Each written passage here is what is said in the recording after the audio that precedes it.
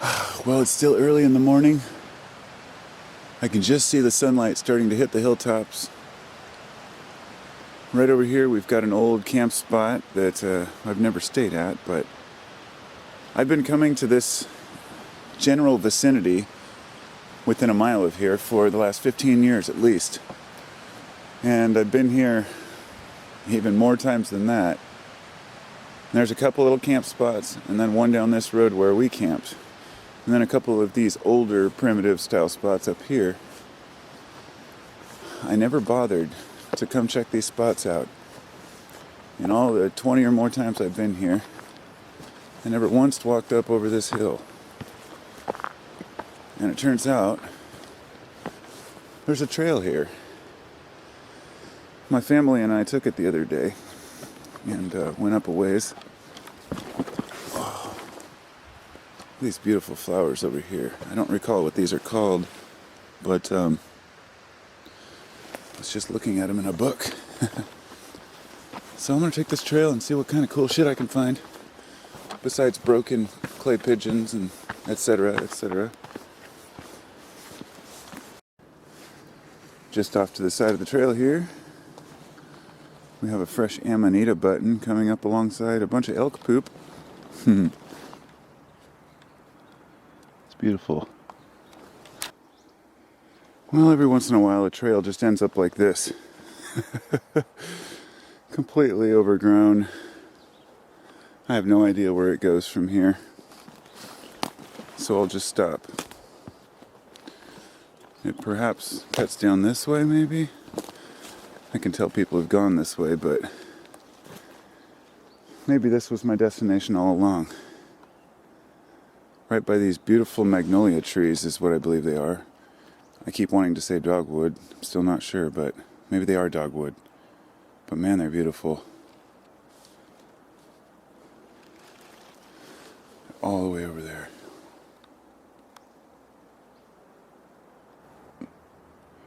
Way up in that tree, something sits. And it poops. Little poop spots everywhere on the moss.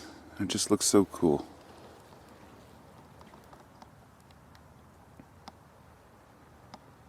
It's really beautiful moss. Yeah, this is what the trail looks like.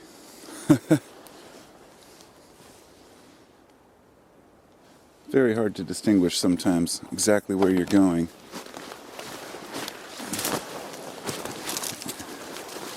And I only make a note of that because once in a while you might get to a place where it's really easy to find your way up a trail, but nearly impossible to get back on it.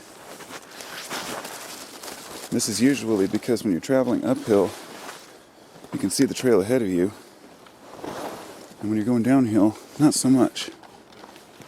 Oh, here we go. Let's see if I can... Yeah, it's the one thing about hiking alone. If you hurt yourself, there's nobody to help you out. And you know what's sad? Finding an old Pepsi can up here. It's just... I was going to bring a garbage bag with me so I could pick up all these things. Oh, I see there's a big piece of plastic here too. It's just amazing how far people will travel up into the mountains just to leave their crap behind. Yeah, it's sad, isn't it? Not that they intend on it, but I've seen more than enough beer cans in the middle of nowhere, on the side of the road and everywhere else. Be a responsible camper and hiker, you know? Don't throw your garbage on the ground. It's bad enough out there. Wow, there's another big piece of plastic. Wonder what they were doing up here. This whole area is the Wind River Experimental Forest. So they've done a lot of studies and stuff down here, but people cut firewood. I found an old encampment where people with a really old stove. It was like a wood stove, the kind that you cook on. There used to be cabins and stuff up here, but I'm sure back in the day. But the sun's just coming up over the hill, and I'm on the south, or the the west side of the hill now, so I'm not getting the sunshine I waited for. So I'm going to head back over there.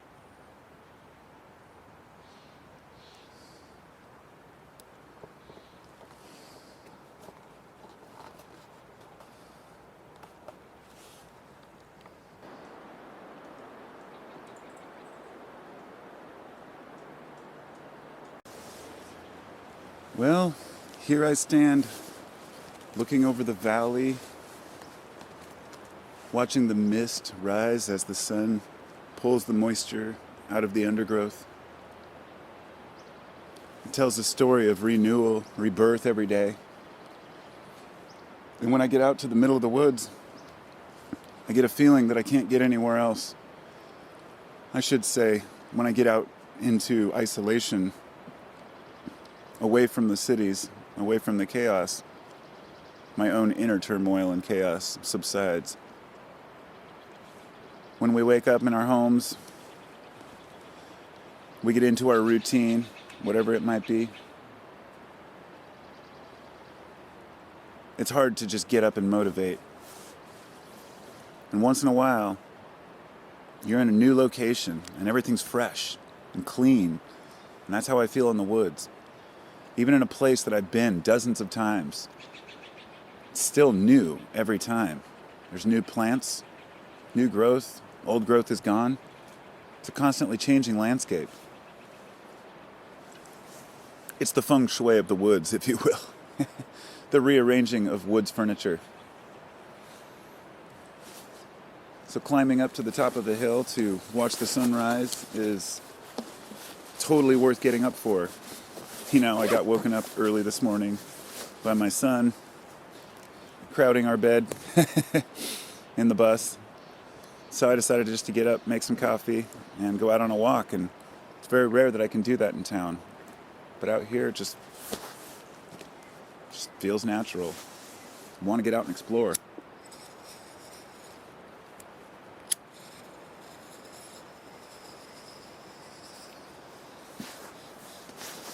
Heck, I'll even wake and bake this morning. Nice little toque. All right.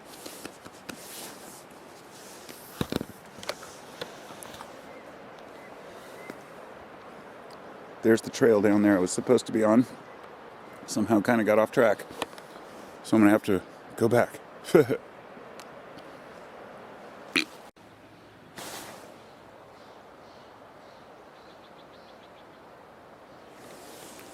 You know, I went to Outward Bound when I was about 16 years old. And if you haven't heard of it,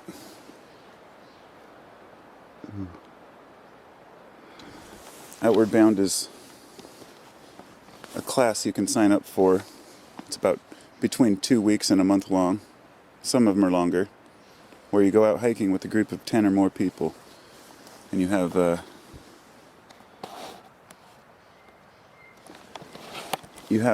two leaders, and then like a group of 10 younger people, usually. They have ones for, adults as well. But when I was about 15, 16, I went. Often they're for troubled kids, but in my situation, we paid for it. Sometimes the courts will force kids to go. But anyhow, we went to the North Cascades, way up there by the Canadian border, and we hiked for 2 weeks. I think it was like a 60-mile trip or something. No, it was more than that. I can't remember exactly. Anyhow, we tried to get quite a bit of mileage done each day. And then they teach you how to rock climb. We have all the carabiners, harnesses, and ropes. And as I was coming down this hill up here, I was digging my shoes in sideways in order to make little steps with my foot. And I thought, it's such a basic thing. It just seems so obvious to walk down a hill sideways. But it's something I realized I was taught in Outward Bound. And it's just funny, these little things that we pick up that seem really obvious. We start to wonder where we learned them. Oh, look at that.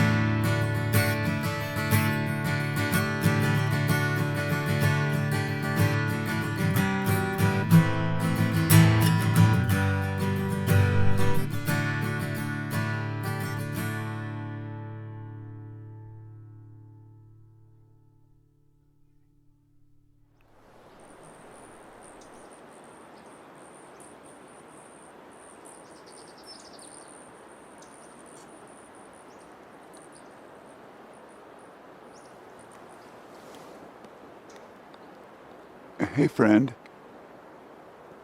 Hi there. So over here, right off the beaten path, we've got an Amanita. Amanitas I'm always willing to stop and take a look at. They're beautiful mushrooms. And anytime you find one, you're guaranteed almost always to find at least another one nearby. In this case, it's right down here. Perfect little button. See?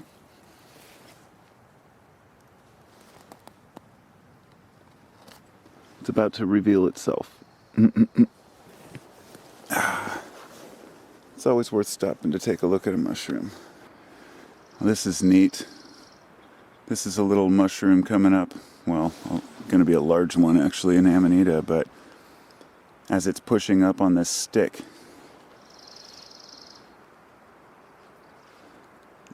it's lifting the stick out of its pit in the ground.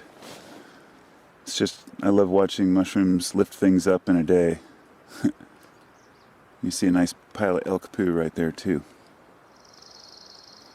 Beautiful combination, right?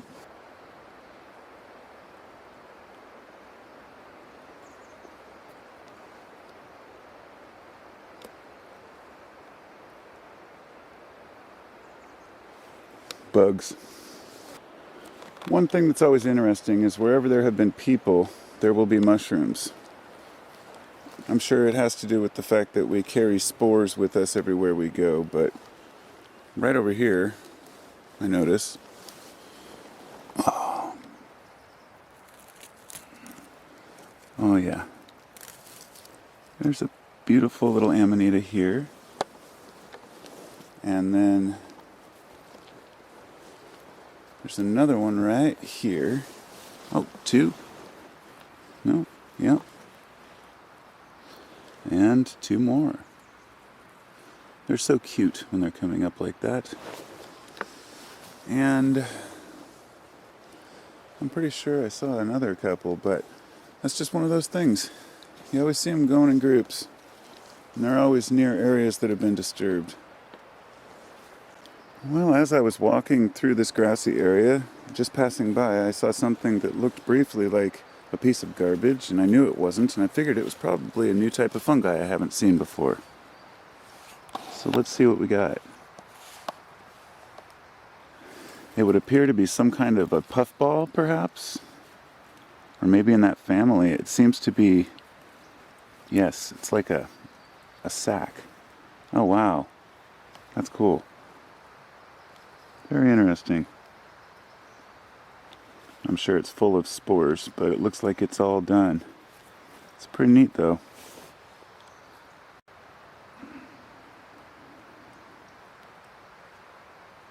And it goes poof.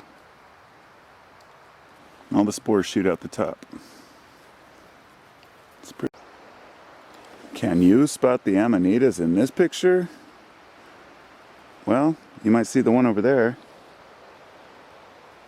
These two are well hidden, but like I said, they always have friends with them. Oh, those are beauties. Gorgeous, really gorgeous.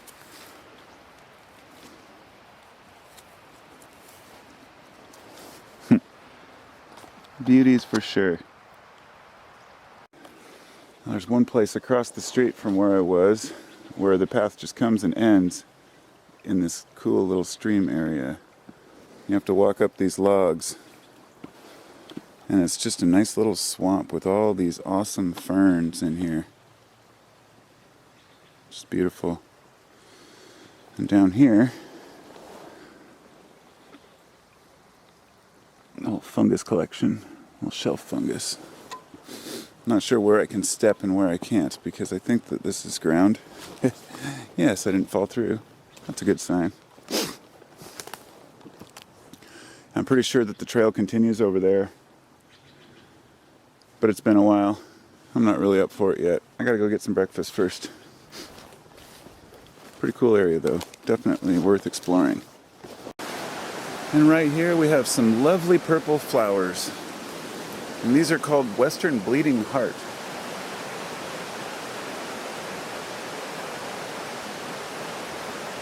The leaves are very distinct.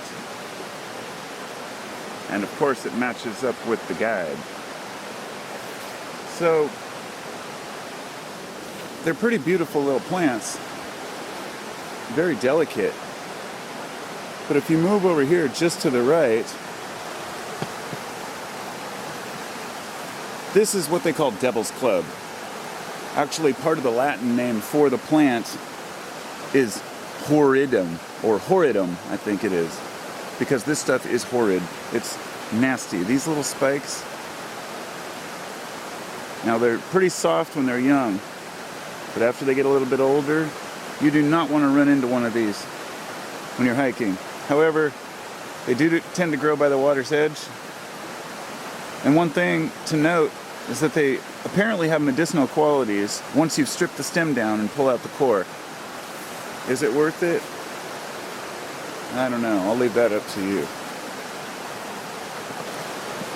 Now this over here is what I believe to be a salmonberry plant.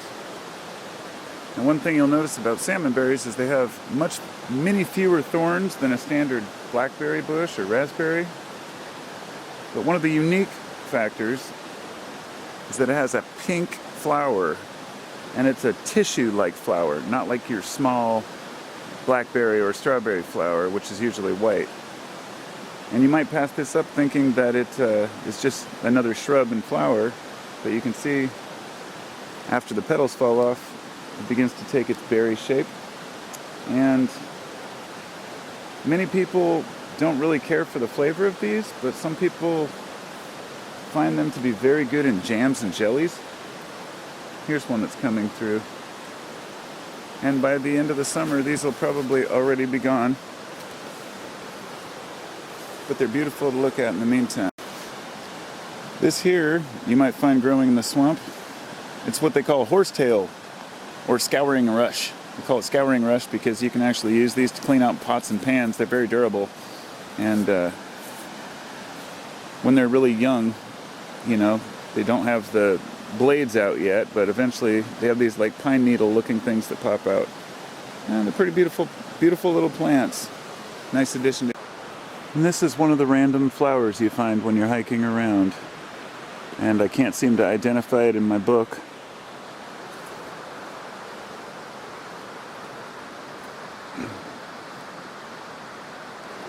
You might pass a small shrub in the spring with parallel, somewhat jagged leaves.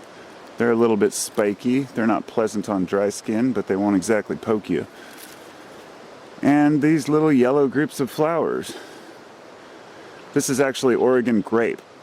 And when it gets a little bit larger, it will form these stems will have several little small blueberry looking things. They call it Oregon grape. You can make jelly out of it and jams, but the Native Americans used it and explorers, but I don't know how useful it really is. Some people like it, some don't. Move over here a couple feet. Got a neighbor. The Trillium. The white Trillium can turn purple as it ages, so they're usually the same plant, but there are several slightly different varieties. You'll often run across these little pink pea-like looking flowers, and they probably are. If I'm not mistaken, this is either a wild pea or a vetch. I'm not sure what these are, but they start out with the fuzz balls. They're very similar to any old weed you would have at home, like a dandelion.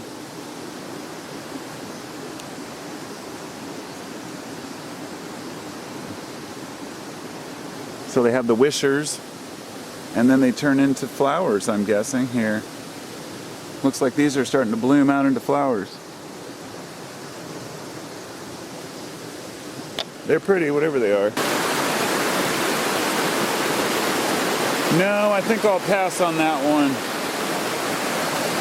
That's a little too slick, you know. When I was younger, I might have taken the chance, but I don't feel like falling in. Ow! And then right here, do you remember what this is? The Pacific Bleeding Heart. Such a beautiful flower.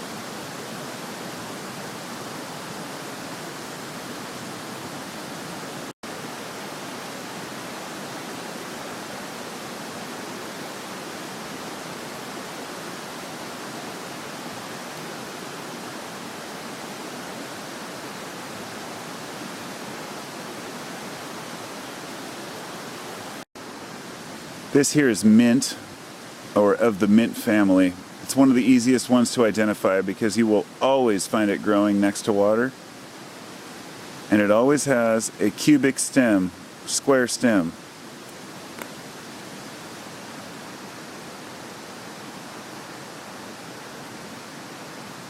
And it looks rather spiky. If I'm not mistaken, it's probably in the same family as the nettle, yet it's very unique. As it smells fantastic. The tiny hairs might be irritating to some. I've never had an issue with them. Knowing that wild mint is always growing near your campsite, you can use it for cooking.